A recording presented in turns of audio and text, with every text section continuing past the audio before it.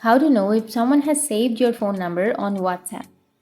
So if you want to know if someone has saved your phone number on WhatsApp, then first you need to open up your WhatsApp application. And once you open your WhatsApp, now you can simply go for the person that you would like to know if the person has saved your phone number or not.